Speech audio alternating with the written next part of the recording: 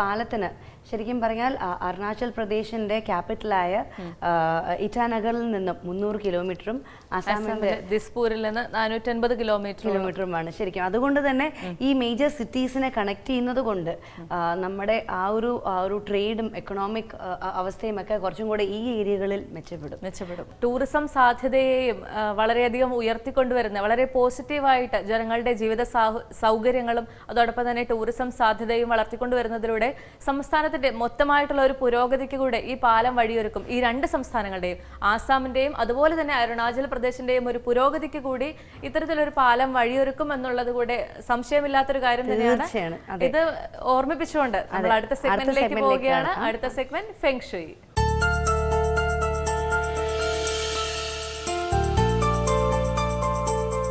നമസ്കാരം. Ladies അവറിന്റെ Feng ഷുയി സെഗ്മെന്റിലേക്ക് എല്ലാ പ്രിയപ്പെട്ട പ്രേക്ഷകർക്കും സ്വാഗതം. ഫെങ് ഷുയി സംബന്ധമായ ചൈനീസ് വാസ്തുവിദ്യാ സംബന്ധമായ നിങ്ങളുടെ സംശയങ്ങൾക്ക് മറുപടി നൽകുന്നത് Tejas feng shui director doctor Shaji K നായരാണ്. നമുക്ക് സ്വാഗതം ചെയ്യാം. സ്വാഗതം സർ. സർ, കഴിഞ്ഞ എപ്പിസോഡിൽ നമ്മൾ സംസാരിച്ചു തുടങ്ങിയിരുന്നത് എങ്ങനെ ഒരു ക്ഷേത്രത്തിൽ ചെല്ലുമ്പോൾ പ്രാർത്ഥിക്കേണ്ട രീതിയെക്കുറിച്ചാണ്.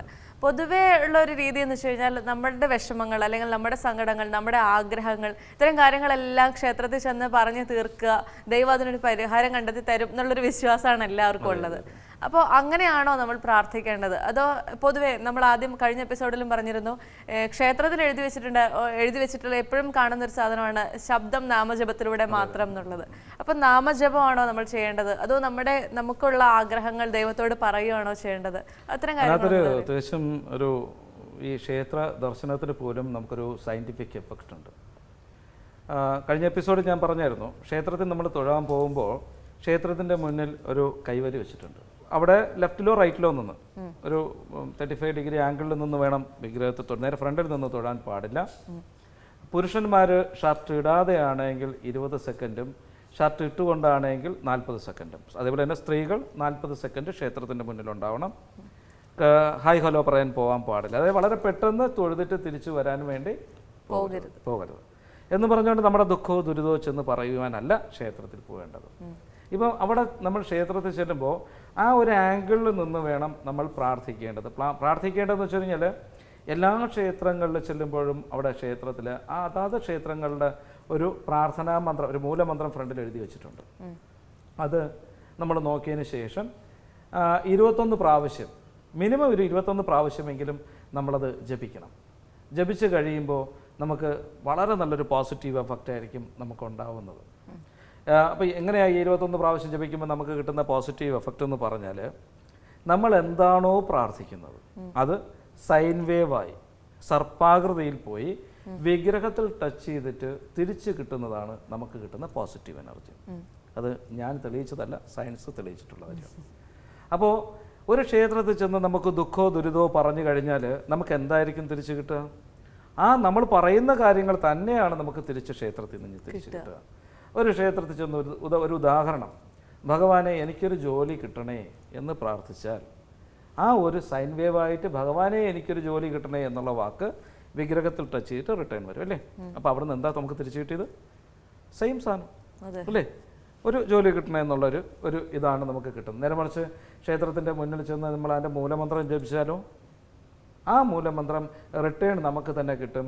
നമ്മുടെ ഉള്ളിലിരിക്കുന്ന ഈശ്വരനെ ബൂസ്റ്റ് ചെയ്യുവാൻ വേണ്ടി അതാണ് ഏറ്റവും നല്ല മാർഗം. അത് വളരെ വളരെ നല്ല പോസിറ്റീവായിട്ട് നമ്മൾ ചിന്തിച്ച് അത് പ്രവർത്തിച്ചു കഴിഞ്ഞാൽ, നാളെ മുതൽ നിങ്ങൾ ക്ഷേത്രത്തിൽ പോകുമ്പോൾ ഈ രീതിയിൽ പ്രാർത്ഥിച്ചു നോക്കും, വളരെ നല്ലൊരു മാറ്റമായിരിക്കും നമുക്കുണ്ടാവുന്നത്. അപ്പോൾ ഞാനൊരു കാര്യം ചോദിച്ചോട്ടെ, ഇപ്പം നമ്മുടെ ആഗ്രഹങ്ങൾ അത് നമ്മൾ എപ്പോഴാണ് ഇപ്പോൾ ദൈവത്തോട് പറയുക?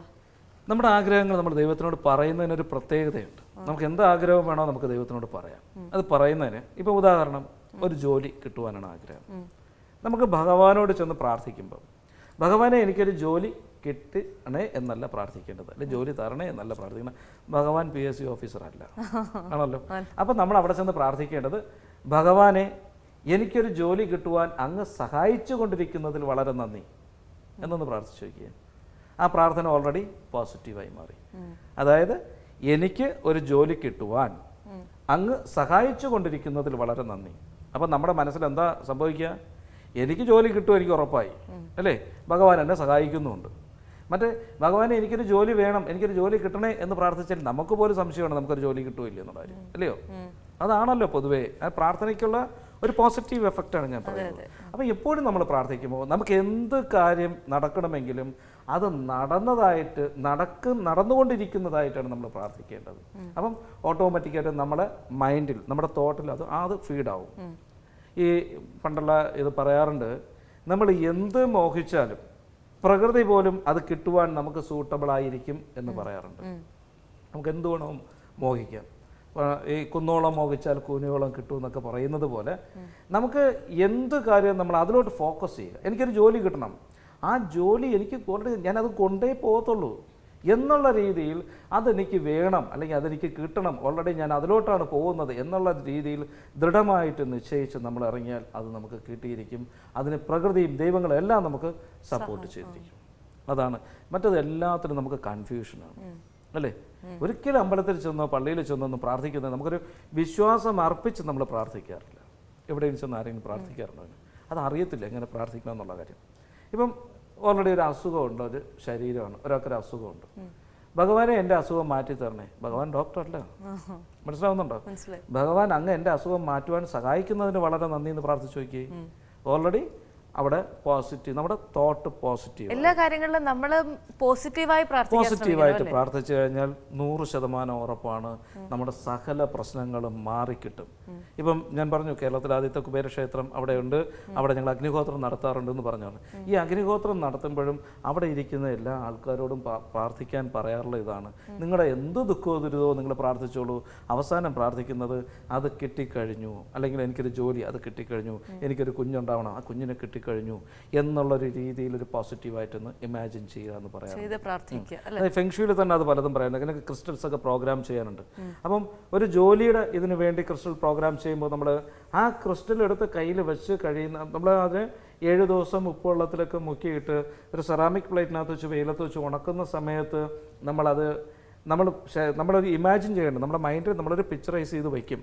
അതായത് എനിക്ക് ഒരു ജോലി മീൻസ് എനിക്ക് ഇന്നൊരു പൊസിഷൻ, ഉദാഹരണം കളക്ടർ ജോലി എന്ന് വെച്ചോളൂ, മനസ്സിലാവും, IAS ആവണം. ഞാൻ അവിടെ IAS ഞാൻ പാസ്സായി, ഞാൻ ഇന്ന പൊസിഷനിലിരിക്കുന്നു, ഞാൻ അവിടെ ഇരുന്ന് വർക്ക് ചെയ്യുന്നു.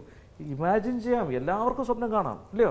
സ്വപ്നം കാണുക ആകാശത്തോളം. അതെ, അങ്ങനെ ഇമാജിൻ ചെയ്ത് നമ്മൾ ആ ഒരു ക്രിസ്റ്റലിൽ പ്രോഗ്രാം ചെയ്ത് വെച്ച് കഴിഞ്ഞാൽ ഒന്നുമില്ലെങ്കിൽ ആ ഓഫീസിലെങ്കിലും നമുക്ക് ജോലി കിട്ടും. ആ ഒരു രീതിയിലാണ് പറഞ്ഞത്. എന്തും അത് ഞാൻ നേരത്തെ പറഞ്ഞതല്ലേ, കുന്നോളം മോഹിച്ചാൽ കൂനിയോളം കിട്ടും. അതേ, അല്ലാതെ നമുക്ക് ദൈവം വന്ന് ജോലി തരില്ല, ദൈവം വന്ന് നമ്മുടെ അസുഖം മാറ്റില്ല. ദൈവത്തിന്റെ ജോലി ഇതൊന്നുമല്ല, നമുക്കൊരു പോസിറ്റീവായിട്ടുള്ള എഫക്റ്റ് തരിക. അപ്പം ഒരു ഉദാഹരണം പറഞ്ഞു കഴിഞ്ഞാൽ, നമ്മുടെ സാധാരണ വീട്ടിൽ നിന്ന് അമ്പലത്തിൽ പോകാറുണ്ട് എല്ലാവരും, പൊതുവെ ഒരുവിധപ്പെട്ട എല്ലാവരുടെയും. ഇപ്പൊ കേട്ടോണ്ടിരിക്കുന്ന ആരാധനാലയത്തിൽ പോകുന്നുണ്ട്. നിങ്ങൾ തന്നെ കേട്ടോണ്ടിരിക്കുന്നവർ എന്നെ ഒന്ന് ചിന്തിച്ചു നോക്കട്ടെ. ഇവർ ചെന്ന് അമ്പലത്തിൽ ചെന്ന് എന്തായിരിക്കും, അല്ലെങ്കിൽ പള്ളിയിൽ ചെന്ന് എന്തായിരിക്കും പ്രാർത്ഥിക്കുക? സ്വാഭാവികമായിട്ടും അമ്മമാർ പ്രാർത്ഥിക്കുന്നത് എന്തായിരിക്കും? മക്കൾക്ക് നല്ലത് വരുത്തണേ, അല്ലേ? ആണല്ലോ, വ്യത്യാസമൊന്നുമില്ലല്ലോ. അതേപോലെ തന്നെ ഭർത്താവിന് നല്ല പ്രശ്നങ്ങളൊന്നും ഉണ്ടാവാതെ നല്ലൊരു ജോലി കിട്ടണേ, അല്ലേ? ഇതിന് അവസാനം വരുന്നത് എന്താണ്? എൻ്റെ മക്കൾക്ക് നല്ലത് വരുത്തണേ. ഭഗവാൻ, അവിടെ ഇരിക്കുന്ന ഭഗവാനാണോ മക്കൾക്ക് ചീത്ത വരുത്തിക്കൊണ്ടിരിക്കുന്നത്? എന്തെങ്കിലും മോശമായിട്ട് വരുത്തി കൊടുത്തതുകൊണ്ടാണല്ലോ നല്ലത് വരുത്തി തരണേന്ന് പ്രാർത്ഥിക്കാറ്. അല്ല, അങ്ങനെ അല്ലാതെയും പ്രാർത്ഥിച്ചുകൂടെ? ഇപ്പൊ നമുക്ക് നല്ലത് വരുത്തണേ എന്നൊരു പോസിറ്റീവ് നോട്ടിൽ പ്രാർത്ഥിച്ചുകൂടെ? നല്ലത് വരുത്തി തന്നുകൊണ്ടിരിക്കുന്നതിന് വളരെ നന്ദി ഭഗവാനെ എന്ന് പ്രാർത്ഥിക്കുക, അതാണ് ചെയ്യേണ്ടത്. നല്ലത് വരുത്തണേന്ന് പറഞ്ഞാൽ ഭഗവാൻ ഈ പ്രാർത്ഥന കേട്ട് നമ്മളെ കാണുമ്പോഴേ ഇറങ്ങി പുറകെ കൂടെ ഓടിക്കളയും. നമ്മൾ തമാശയിൽ പല ആൾക്കാരും പറയാറുണ്ട്. കാരണം ഭഗവാൻ നമ്മുടെ പ്രാർത്ഥന കേൾക്കണമെങ്കിൽ ഭഗവാനും കൂടെ തോന്നണം. നല്ലത് വരുത്തണേന്ന് പറഞ്ഞാൽ ഭഗവാൻ ഒരിക്കലും ഒരു മനുഷ്യനും മോശമായിട്ടുള്ള ഒന്നും ഇതുവരെ വരുത്തി കൊടുക്കാറില്ല. അതുകൊണ്ട് എൻ്റെ കുട്ടികൾക്ക് നല്ല രീതിയിൽ അങ്ങ് നടത്തിക്കൊണ്ടിരിക്കുന്നതിൽ, പ്രശ്നങ്ങളൊന്നും ഇല്ലാതെ അങ്ങ് കൈകാര്യം ചെയ്തുകൊണ്ടിരിക്കുന്നതിൽ വളരെ നന്ദി ഭഗവാനെ എന്ന് പ്രാർത്ഥിച്ചാൽ വളരെ നല്ല പ്രാർത്ഥന, നല്ല പോസിറ്റീവായി മാറും. നമുക്ക് ഭഗവാന്റെ അനുഗ്രഹവും നമുക്ക് കിട്ടും. അത് വളരെ നല്ല ശ്രദ്ധിച്ച് ചെയ്യേണ്ട ഒരു കാര്യമാണ്. ഇപ്പം ക്ഷേത്രങ്ങളിലോ എവിടെ പോയി കഴിഞ്ഞാലും, ഇപ്പം പള്ളിയുടെ കാര്യം പറഞ്ഞു കഴിഞ്ഞാൽ, കാരണം വെച്ചാൽ അവിടെ ആൾക്കാർ കൂടുതൽ സമയം ഇരിക്കുന്നുണ്ട്. ഞായറാഴ്ചകളിൽ ചെല്ലുമ്പോൾ ഒത്തിരി സമയം ഇരിക്കുന്നത്. പ്രത്യേകിച്ച് ക്ഷേത്രങ്ങളിൽ പോകുന്നവർ മാത്രമാണ് പെട്ടെന്ന് പോയി, എനിക്കൊരു എക്സാം, PSC എക്സാം, എനിക്ക് കുട്ടികൾ ഓടി ചെന്ന്, ഇപ്പം ഞാനും ക്ഷേത്രത്തിൽ പൂജിക്കുന്ന ഒരാളാണ്, അവിടെ ചെറിയ പെട്ടെന്ന് രസീത് എഴുതി പേനോടൊരു അങ്ങളെ പെട്ടെന്ന് പൂജിച്ച് തരാൻ പറയും. അപ്പോൾ ഞാൻ പറയുമ്പോൾ വെയിറ്റ് ചെയ്യും, കുറച്ച് നേരം നിൽക്കുക, മനസ്സിലാകുന്നുണ്ടോ? അപ്പോൾ ഇവരുടെയൊക്കെ ഒരു എന്താ പറയുക ഇൻസ്റ്റൻ്റായിട്ട് സാധനം കൊടുക്കുന്നു എന്നുള്ളൊരു എഫക്റ്റാണ് ഇവർക്ക് ഉണ്ടായിക്കൊണ്ടിരിക്കുന്നത്. അതൊക്കെ ആ ധാരണയൊക്കെ മാറ്റണം. ഈ ക്ഷേത്രങ്ങളിൽ ചെല്ലുമ്പോൾ ഏത് ക്ഷേത്രങ്ങളിൽ ചെന്നായിരുന്നാലും ആ ക്ഷേത്രത്തിനകത്ത് കയറി നമ്മൾ നിൽക്കുമ്പോൾ തന്നെ നമ്മുടെ ശരീരത്തിലുള്ള എല്ലാ നെഗറ്റീവ് എനർജിയും ഡിസ്ചാർജായി പോകാനുള്ള രീതിയിലാണ് ക്ഷേത്രത്തിൻ്റെ പ്രതിഷ്ഠ പോലും നടത്തിയിട്ടുള്ളത്. ക്ഷേത്രത്തിൻ്റെ ആ എന്താ പറയുക നമ്മൾ നിൽക്കുന്ന ആ ഫ്ലോർ ആ തറ പോലും ചെയ്തിട്ടുള്ളത് ആ ഒരു രീതിയിലാണ് ചെയ്തിട്ടുള്ളത്. അതുകൊണ്ട് ഇതിനെക്കുറിച്ച് എന്തെങ്കിലും സംശയങ്ങളോ കാര്യങ്ങളോ നിങ്ങൾക്കുണ്ടെങ്കിൽ വീട്ടിൽ താമസിക്കുന്ന എല്ലാവരുടെയും ഡേറ്റ് ഓഫ് ബർത്തും വീടിൻ്റെ ദർശനം എങ്ങോട്ടാണെന്ന് നോക്കിയിട്ട് വിളിക്കുക. ഡയറക്റ്റ് കാണണമെന്നുണ്ടെങ്കിൽ വെഞ്ഞാറമൂട് ഇലഞ്ഞിക്കാവ് ചാമുണ്ഡി ദേവി കുബേര ക്ഷേത്രം അവിടെ വന്നു കഴിഞ്ഞാൽ ഞായർ തിങ്കൾ ചൊവ്വ ദിവസങ്ങളിൽ ഞാൻ അവിടെ ഉണ്ടാവും. നമസ്കാരം.